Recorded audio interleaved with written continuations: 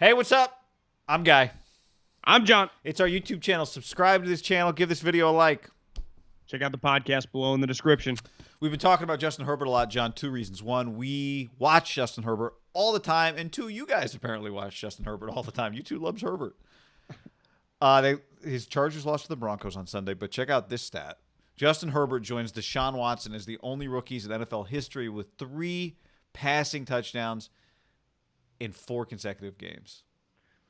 When I was just searching Twitter just to see a couple more Justin Herbert, sometimes you can find some good stats. You just type in a guy's name, right? Yeah. A little stuff that you don't get on your timeline.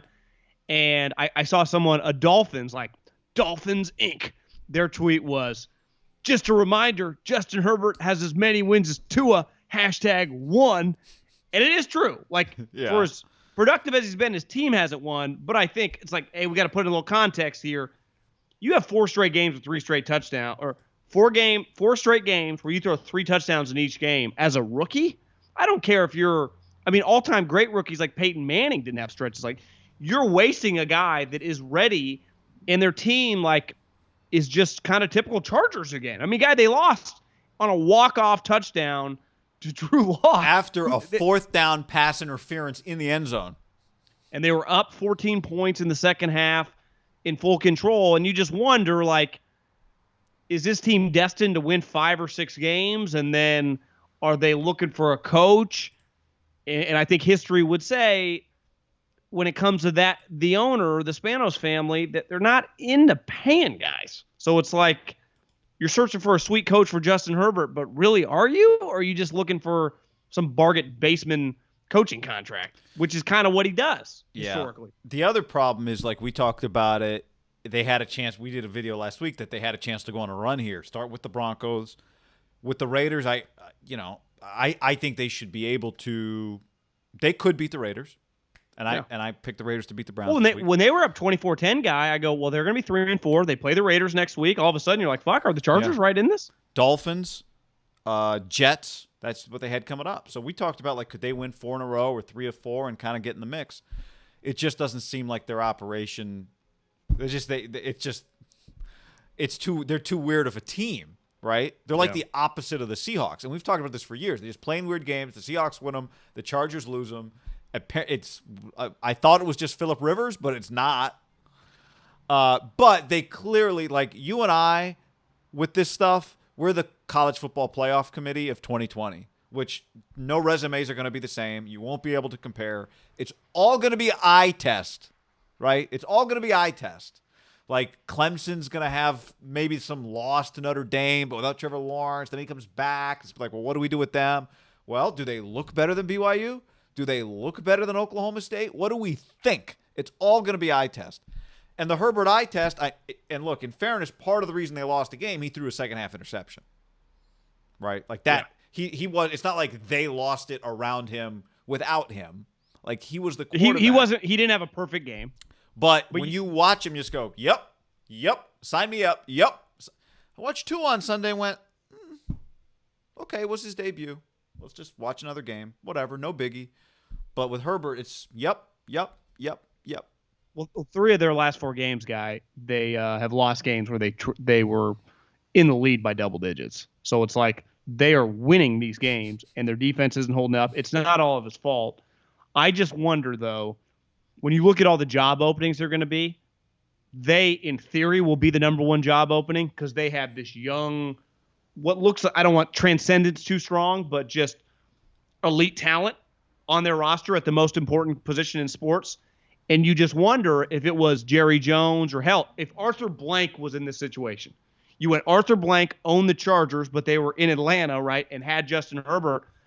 I'd go, yeah, I could envision Lincoln Riley taking the job, or I could envision them. I almost said Jim Harbaugh. I don't know if he'd be the go-to guy, but I'm just saying, it's still not that crazy. Urban Meyer, whoever the big fish is, I can envision them going and get that guy.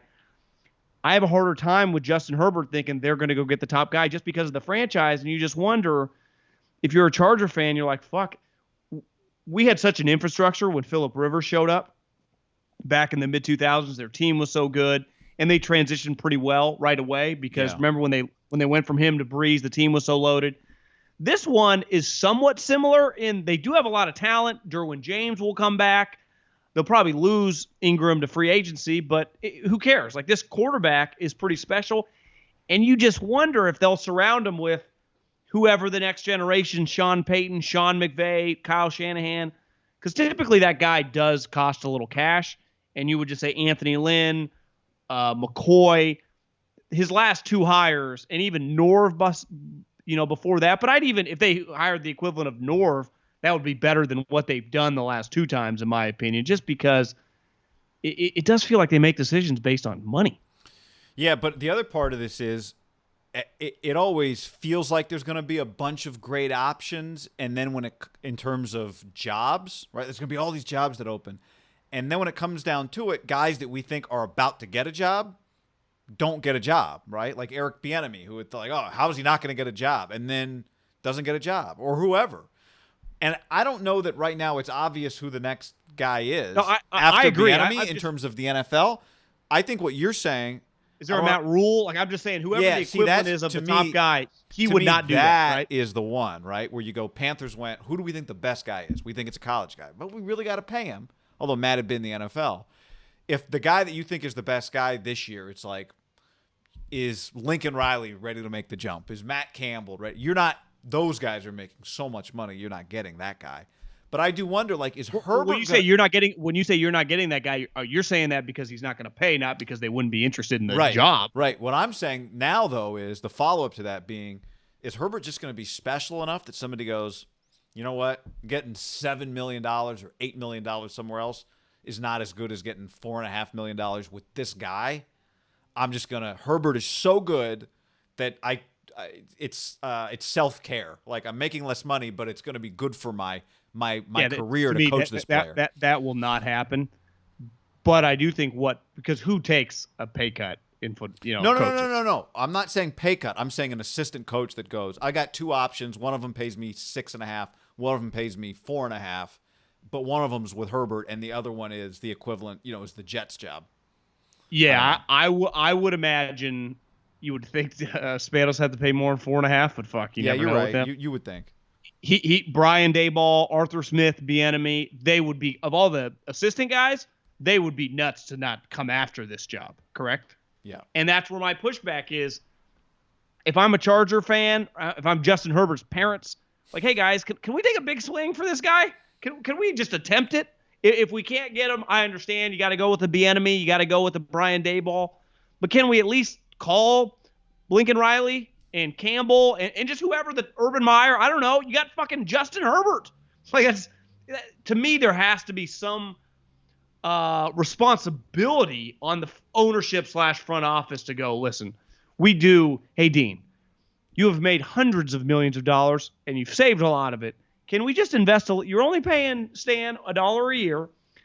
Can we put some of these assets toward at least just get some conversations with these guys when they go, well, what are you willing to pay? If I'm Lincoln Riley, well, hey, guys, I have a lifetime contract that goes up about $1 million every year. I live in Oklahoma where it's way cheaper than where you guys are.